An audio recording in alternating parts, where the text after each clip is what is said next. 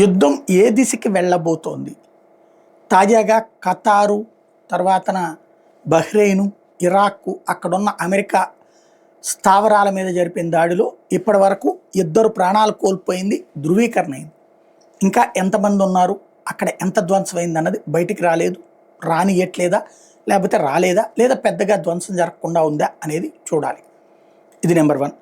రెండవది, యుద్ధపు ముగింపు ఎక్కడ, ఎవరి చేతిలో ఉంది? సాధారణ కొంతమంది ఇప్పుడు మాట్లాడుతున్నారు ఏ ప్రభావం ఉండదు మనకు అన్నటువంటి. నాకు తెలిసి ఇరాక్ ఇరాన్ యుద్ధం జరిగింది, లేదా ఇరాక్ మీద అమెరికా దాడి చేసిన రోజుల్లో బాగా గుర్తు. ఆ టైంలో అప్పటికి లీటర్ పెట్రోల్ 20 రూపాయలు ఉండేది, అర లీటర్ 10 రూపాయలు. మా బాబాయ్కి బండి ఉండేది టీవీఎస్, దాంట్లో పోయించేటప్పుడు నేనే వెళ్ళి 10 రూపాయలు ఇస్తే పోయించుకొచ్చేవాడిని అనమాట. అట్లాంటి స్టేజీ నుంచి ఏకదం ఇప్పుడు ఆ తర్వాతనే 50 రూపాయలు 60 రూపాయలు ఉంది. లీటరు 20 రూపాయల నుంచి లీటర్ 50 60 దాకా వెళ్ళిపోయింది. ఆ తర్వాత ఇన్నేళ్లలో చూస్తే ఇప్పుడు 110 120 రేంజ్లో ఉంది. ఇప్పుడు గల్ఫ్ మొత్తానికి యుద్ధ వాతావరణం ఏర్పడింది.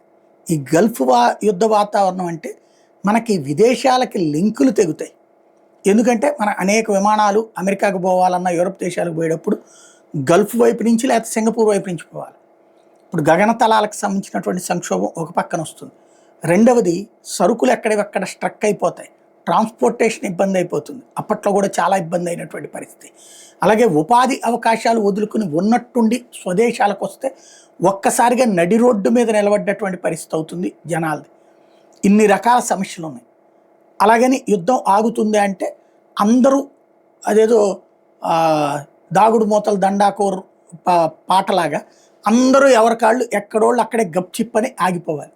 అలా ఆగితే యుద్ధం ఆగి ప్రశాంతత నెలకొన్నట్టు. అప్పుడు ట్రంప్ కోరుకున్నదైనా, లేకపోతే ఆయనకు నోబెల్ శాంతి అవార్డుకైనా అర్హుడవుతాడు. అలా కాకుండా ఫ్లేరప్ అయితే ప్రపంచం పెను సంక్షోభం ముందున్నట్టు అవుతుంది.